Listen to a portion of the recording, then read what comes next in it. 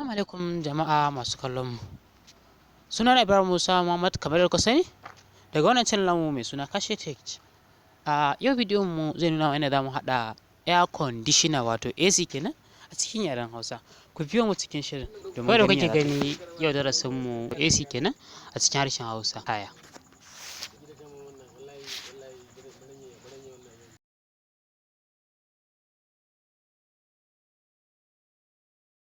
Mu ci gaba dai.